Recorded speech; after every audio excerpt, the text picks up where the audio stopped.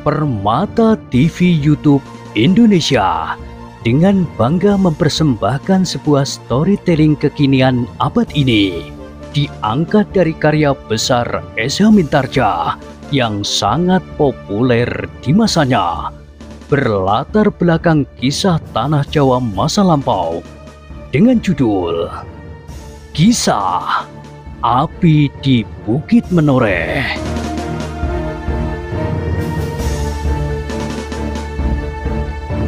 Pada kesempatan yang sangat baik ini, kita masuk pada episode yang ke-542. Selamat menikmati.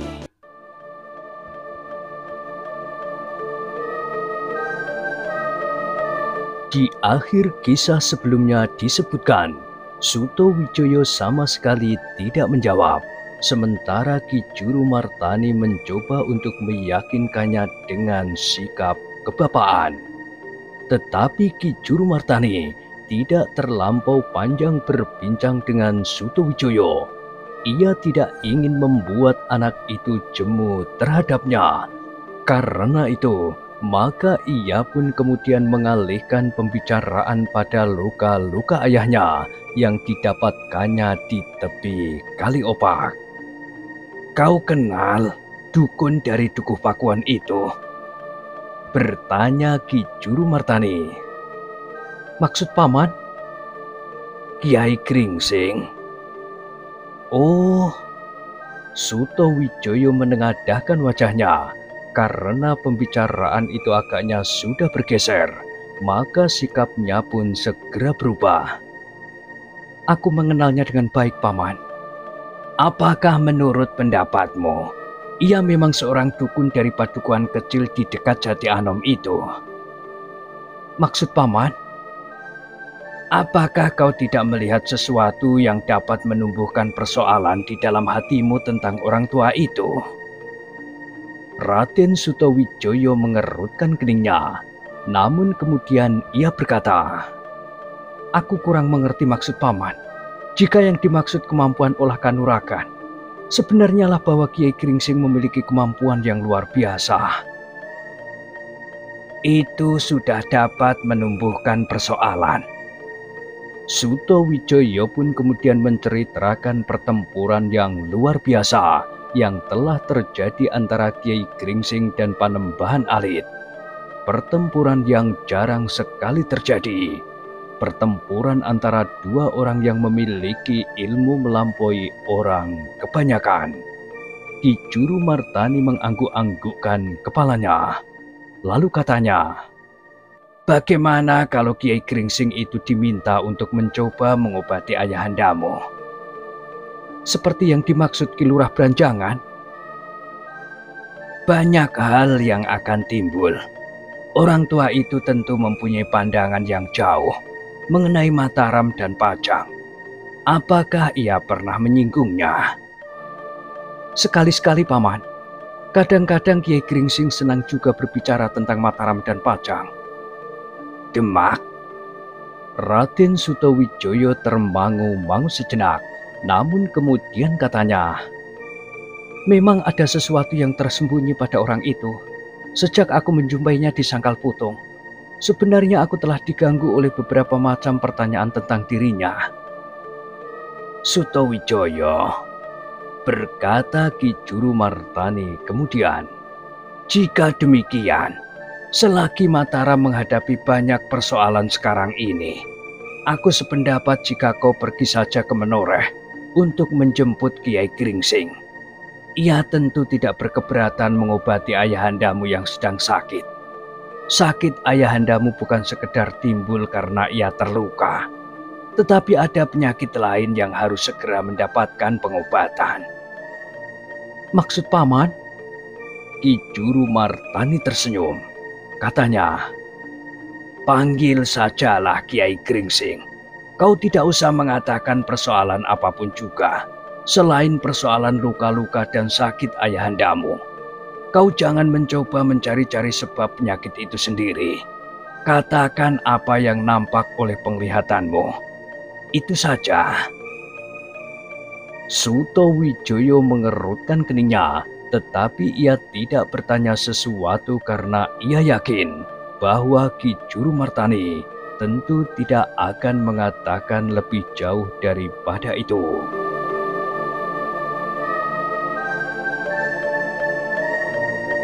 Nah, marilah kita kembali ke dalam bilik ayahandamu. Kita akan berbicara tentang Kiai Gringsing. Kapan kau dan Ki Lurah Beranjangan atau salah seorang dari kalian akan berangkat ke Menoreh? Tetapi Kiai Gringsing sendiri waktu itu sedang terluka, Paman, sahut Sutowijoyo. Tentu saja jika ia sudah sembuh atau oleh kemauannya sendiri, ia bersedia berangkat segera. Raden Sutowijoyo merenung sejenak. Luka-luka Kiai Gringsing agaknya memang parah.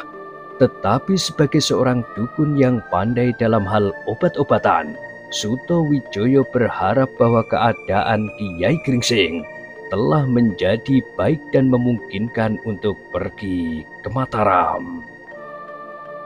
Mudah-mudahan orang itu belum pergi ke Sangkal Putung, berkata Sutowijoyo kemudian. Karena ia berada di Menoreh, sebenarnya sekedar mengantarkan Ki Demang Sangkal Putung melamar anak perempuan kepala tanah perdikan Menoreh. Oh, begitu jauh. Apakah keduanya masih ada hubungan keluarga, sehingga mereka ingin mempererat hubungan itu dengan perkawinan anak-anak mereka? Sepanjang pendengaranku, mereka tidak pernah menyebut demikian. Jadi bagaimana mereka dapat menempuh jarak sejauh itu tanpa ada hubungan apapun? Hubungan itu telah dijalin oleh anak-anak mereka sendiri, sedang orang tua mereka tidak berkeberatan. Ki Juru Martani mengangguk-anggukkan kepalanya. Jika memang jodoh itu datang, jarak yang agaknya tidak menjadi soal. Demikian juga agaknya yang terjadi atas anak Ki Demang Sangkal Putung dan anak perempuan kepala tanah perdikan Menoreh itu. Demikianlah, maka keduanya pun kemudian memasuki kembali bilik Ki Gede Pemanahan. Mereka duduk di sebelah pembaringan dan mulai lagi berbincang mengenai beberapa hal. Namun mereka kemudian mengambil kesimpulan bahwa Sutowijoyo dan Ki Lurah Beranjangan akan pergi ke Menoreh untuk minta Kiai Gringsing datang ke Mataram. Besok pagi-pagi benar aku akan berangkat, berkata Sutowijoyo. Hati-hatilah di perjalanan, pesan Ki Juru Martani. Meskipun menurut perhitunganmu jalan ke Menoreh seakan-akan sudah bersih, seperti juga jalan ke arah timur setelah Panembahan Agung dapat kalian kalahkan. Namun kadang-kadang kita menjumpai persoalan yang sama sekali tidak terduga. Baik Paman, jawab Sutowijoyo. Aku akan membawa beberapa orang serta bersama kami. Itu lebih baik, tetapi jangan mengejutkan orang-orang Menoreh dengan sikap dan tingkah laku kalian. Malam yang kemudian turun menjelang keberangkatan Raden Sutowijoyo, Ki Gede Pemanahan masih memberikan beberapa pesan. Pesan buat Kiai Gringsing dan buat Ki Arkopati. Tetapi ia pun berkata, jika tidak berkeberatan, persilahkan Ki Demang Sangkal Putung itu singgah pula untuk beberapa hari. Bukankah Mataram ada dilalui jalan mereka jika mereka kembali ke Kademangannya? Aku akan menyampaikannya ayahanda, jawab Sutowijoyo. Selain daripada itu, aku menyampaikan terima kasih yang tidak terhingga. Meskipun mereka nampaknya melakukan pembersihan atas daerah mereka sendiri, tetapi sebenarnya bahwa Ki Arkopati telah membantu tegaknya Mataram yang sedang tumbuh dan berkembang ini. Dan kepada Ki Waskita ayahanda, tentu kepada semuanya yang telah berjuang dengan berani, kita harus mengakui bahwa tanpa mereka, Mataram tidak akan dapat berbuat apa-apa. Apalagi apabila orang-orang yang tidak mau melihat Mataram tumbuh itu sempat membuat rencana yang masak dengan orang-orang yang kini berada di Pajang. Dan tentu tidak akan salah jika aku menduga bahwa orang-orang penting di Pajang pun sebagian telah terlibat dalam perencanaan itu. Itulah yang masih selalu membuat kalian harus berprihatin, potong Ki Juru Martani. Ki Gede Pemanahan hanya dapat menarik nafas dalam-dalam. Seperti yang telah direncanakan, maka Raden Sutawijoyo pun kemudian berkemas bersama Ki Lurah Branjangan. Mereka besok pada dini hari akan berangkat ke Menoreh bersama dengan beberapa orang pengawal. Mereka mengharap sebelum tengah hari mereka sudah akan berada di induk tanah Perdikan Menoreh dan bertemu dengan Ki Argopati. Mudah-mudahan mereka masih ada di sana. Ketika ayam jantan berkokok menjelang fajar, Raden Sutawijoyo, Ki Lurah Branjangan dan 4 orang pengawalnya telah siap di halaman rumah. Sutawijoyo masih memasuki bilik ayahandanya dan mohon diri, sedang Ki Juru Martani mengantar kepergian mereka sampai di regol halaman. "Hati-hatilah," berkata Ki Juru Martani, "bukan saja di perjalanan, tetapi juga caramu mengatakannya kepada Kiai Gringsing. Kau jangan menyebut apa saja. Kau tidak boleh menunjukkan prasangka apapun. Kau undang orang tua itu semata-mata karena ia orang yang selama ini kau kenal sebagai orang pandai mengobati segala macam penyakit. Selebihnya memang bukan persoalanmu, tetapi persoalan orang tua-tua." Sutawijoyo pun kemudian berangkat dengan membawa segala macam pesan itu di dalam dadanya. Pesan Ki Juru Martani justru membuatnya semakin bertanya-tanya tentang orang tua itu. Ketika mereka sudah lewat sebuah alun-alun yang mulai dibangun di hadapan rumah Ki Gede Pemanahan dengan sepasang pohon beringin yang mulai nampak subur, Sutawijoyo dan pengawal-pengawalnya mulai berpacu lebih cepat. Langit yang menjadi semakin terang melepaskan warna-warna merah kekuning-kuningan membayang di dedaunan yang basah oleh embun. Rasa-rasanya angin yang mulai bertiup telah membangunkan seluruh Mataram. Dedaunan mulai bergerak-gerak dan di setiap halaman terdengar derik sapu lidi.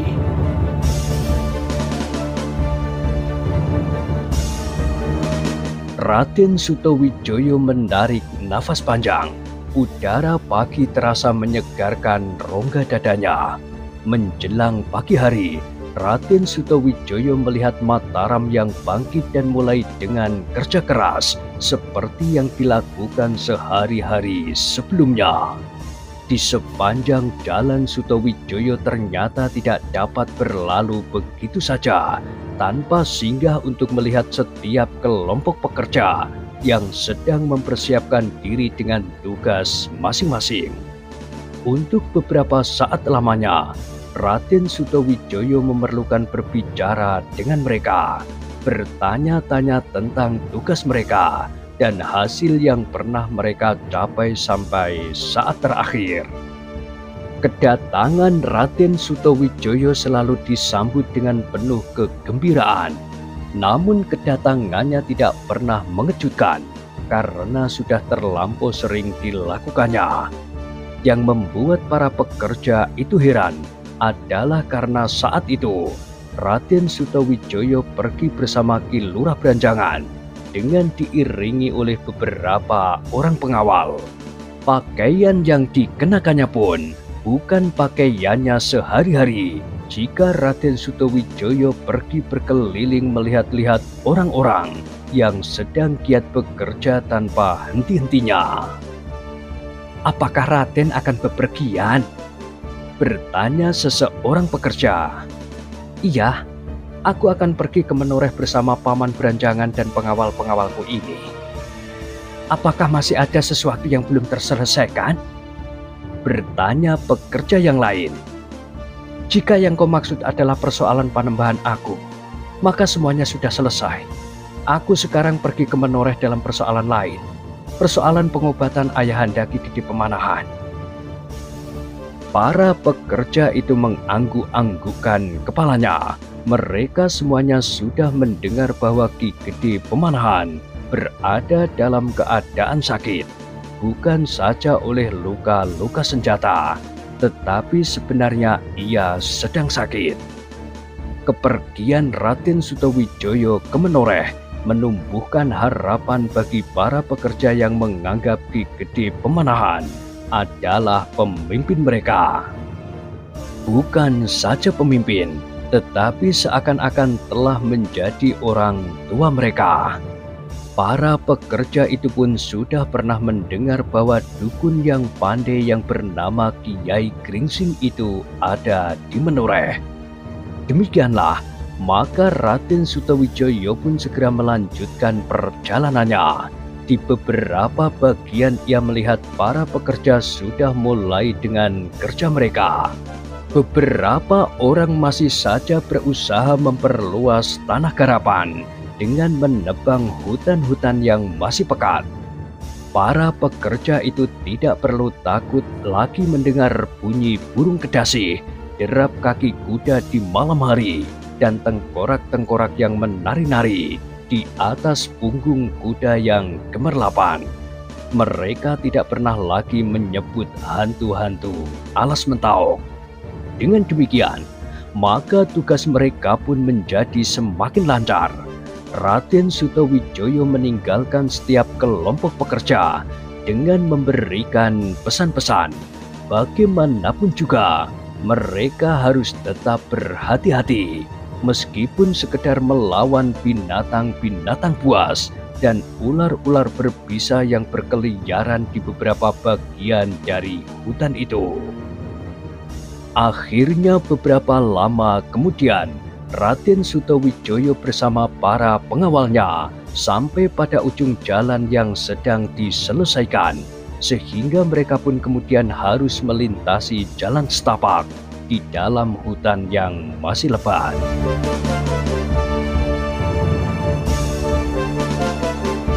Dengan demikian maka perjalanan mereka pun menjadi agak sendat.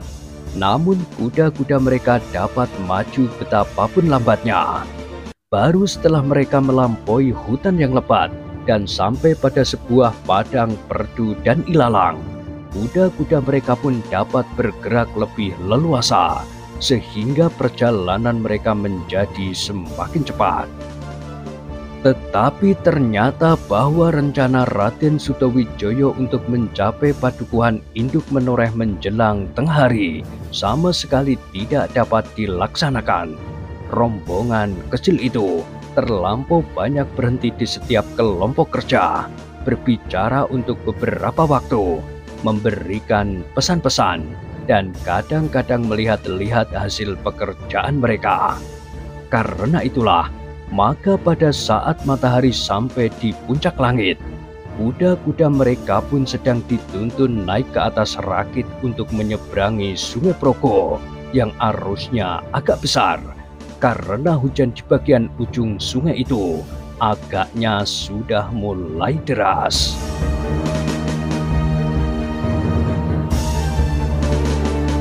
Baru ketika mereka sudah ada di seberang Sungai Progo, kuda-kuda itu dapat berlari lebih cepat lagi. Namun Raden Sutawijaya tidak memacu kudanya terlampau cepat, agar tidak menimbulkan kesan yang mengejutkan di telatah tanah perdikan Menoreh.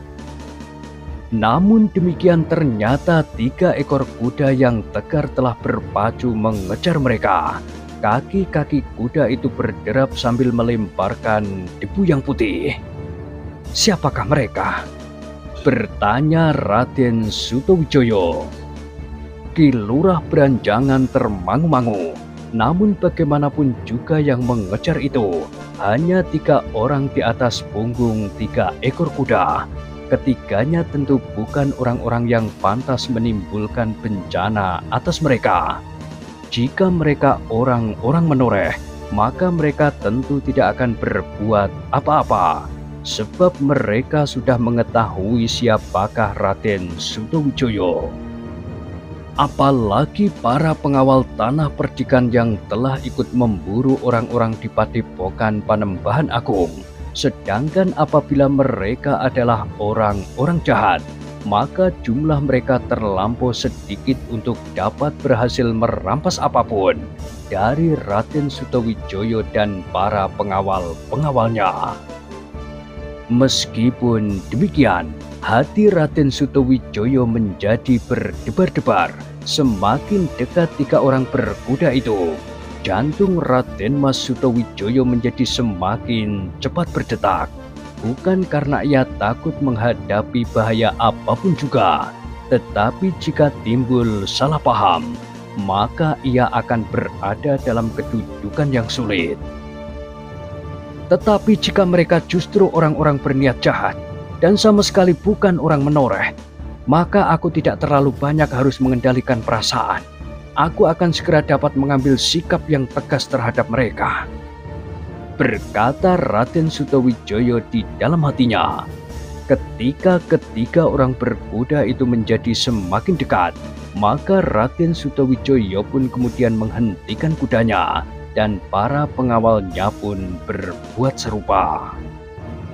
Sejenak kemudian ketiga orang berkuda itu sudah berhenti beberapa langkah dari mereka. Namun seperti yang diduga oleh Ki Lurah Beranjangan, ternyata mereka adalah para pengawal tanah perdikan menoreh yang sudah mengenal Raden Sutawijaya dengan baik. "Selamat datang di tanah perdikan menoreh." Salah seorang dari mereka itu pun segera menyapa. Raden Sutawijaya menarik nafas dalam-dalam. Ia berharap bahwa sikap itu mencerminkan pengertian orang-orang menoreh atas kedatangannya. Karena itu, maka dengan tersenyum ia menjawab, "Terima kasih Kisanak. Kami tiba-tiba saja merasa rindu kepada tanah perdikan ini, sehingga kami memerlukan datang untuk menengoknya dan menengok Ki Gede Menoreh beserta keluarganya." "Silahkan Raden, Ki Gede tentu akan menerima dengan senang hati," jawab salah seorang pengawal-pengawal itu. "Selebihnya tamu-tamu Ki Gede pun tentu akan senang sekali jika Raden datang mengunjungi mereka pula." "Siapa?" "Masih yang dahulu Raden, Kiai Gringsing dan Ki Demang Sangkal Putung serta kawan-kawannya." "Apakah Kiai Gringsing masih belum sembuh? Dan bagaimana dengan Ki Sumangkar?" "Keduanya sudah baik. Ki Sumangkar sudah hampir sembuh sama sekali. Sedang Kiai Gringsing masih harus memulihkan tubuhnya. Tetapi luka-lukanya agaknya juga sudah baik."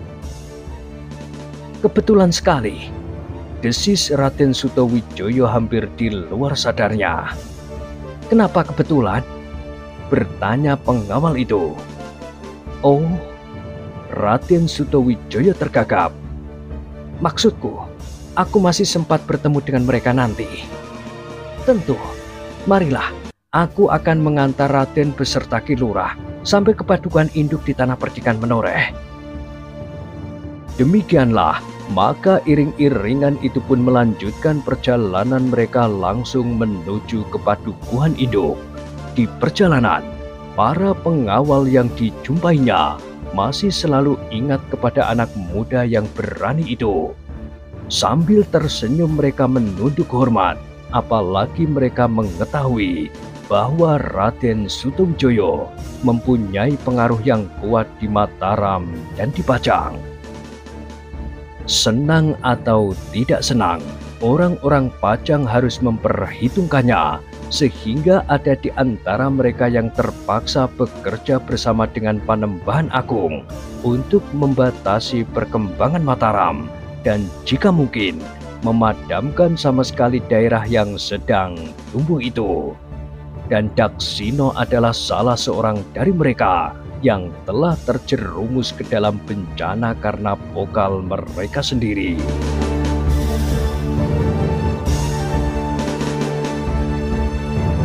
Ketika iring-iringan itu kemudian memasuki padukuhan induk di tanah perdikan Menoreh, maka memang rasa-rasanya kerinduan yang sebenarnya bergejolak di hati Raden Sutawijaya.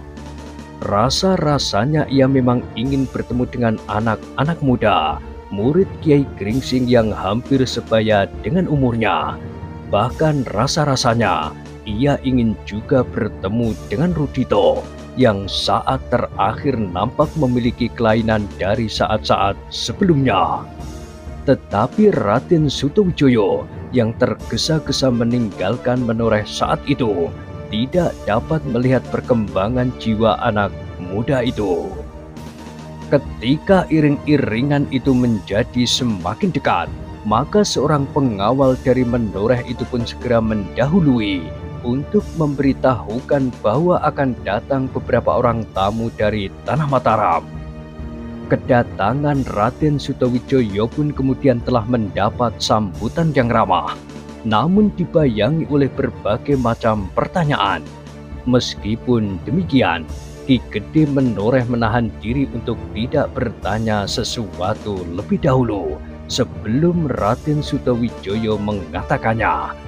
Ia hanya sekedar mempersilahkan tamu-tamunya naik ke pendopo, menyapanya dengan adat kebiasaan mereka tentang keadaan dan kesehatan masing-masing. Sesaat kemudian, maka tamu-tamu Ki Gede pun segera ikut duduk melingkar di atas tikar yang terbentang di pendopo.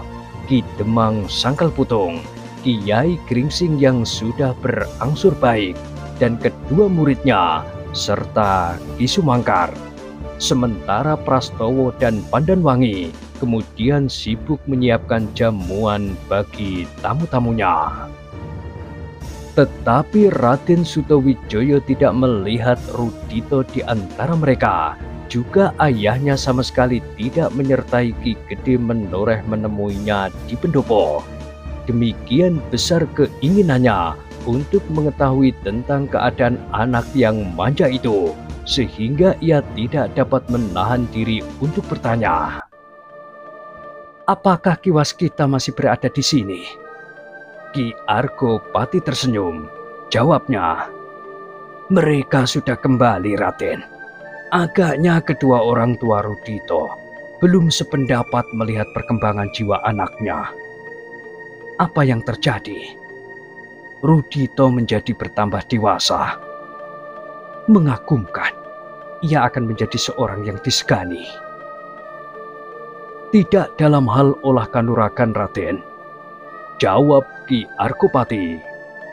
"Ayahnya berniat untuk tidak mewariskan ilmunya kepada anaknya. Menurut pertimbangan Ki Waskita, jiwa Rudito kurang mantap untuk memiliki ilmu yang dahsyat itu. Jika jiwa itu kemudian goyah oleh pengaruh kemanjaan di masa kanak-kanak yang terangkat lagi, maka akibatnya akan menjadi kurang baik." Ki Argopati berhenti sejenak. Apalagi perkembangan jiwa Rudito agaknya mengarah kepada kebesaran yang sejati, kedamaian dan kasih. Ayahnya sedang berusaha memantapkan pilihan itu. Sebenarnya lah menurut Ki Waskita, kedamaian dalam kasih adalah kebesaran jiwa yang sebenarnya. Bagi orang yang berhasil, maka olah kanuragan tidak lebih dari kekuasaan yang semu semata-mata, seperti bentuk-bentuk yang dapat diwujudkan dalam angan-angan itu. Raden Sutawijaya mengangguk-angguk. Ia dapat mengerti maksud Ki Waskita seperti yang dikatakan oleh Ki Argopati itu. Meskipun demikian ia masih berkata, "Tetapi Ki Gede, dalam saat terakhir, Ki Waskita masih juga mempergunakan ilmunya. Dapat dibayangkan apakah yang akan terjadi jika Ki Waskita tetap pada pendiriannya untuk tidak berbuat apapun dengan kemampuannya yang tinggi itu." Ki Waskita mengetahui betapa dahsyat ilmunya itu, Raden, sehingga ia pun dapat membayangkan jika ilmu serupa itu jatuh ke tangan yang sesat seperti Panembahan Agung, apakah akibatnya? Jika ia kemudian terpaksa mempergunakan ilmunya, maka hal itu adalah karena pertimbangan yang tidak dapat dielakkannya lagi. Seperti yang Raden katakan, berapa korban yang akan jatuh karenanya. Jika Ki Waskita tidak memiliki ilmu itu karena pendiriannya, maka akibatnya pun akan seperti itu pula. Tetapi itu masih lebih baik daripada ada 2 orang Panembahan Agung. Maksud Ki Gede, masih lebih baik Ki Waskita tidak memiliki ilmu apapun daripada jika orang yang memiliki kemampuan seperti Ki Waskita itu, namun karena kelemahan jiwanya, justru berpihak kepada Panembahan Agung. Raden Sutawijaya pun mengangguk-angguk pula.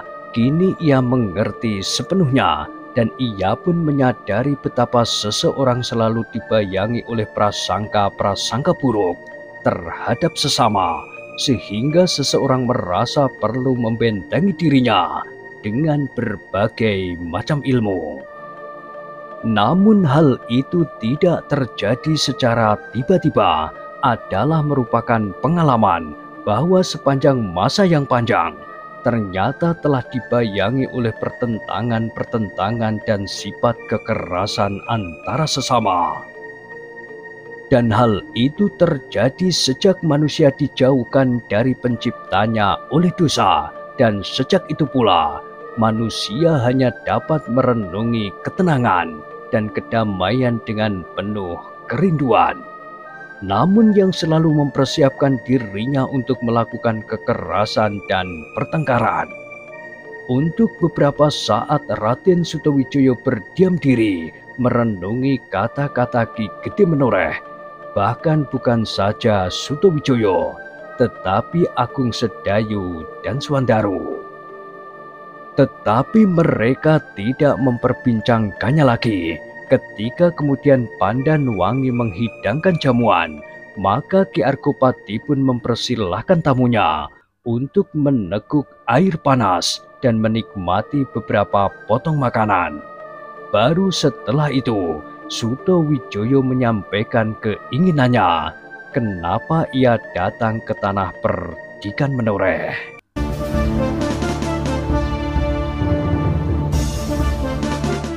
Nah, bagaimanakah kisah selanjutnya? Silahkan ikuti terus kisah Api di Bukit Menoreh pada kesempatan berikutnya. Sampai jumpa.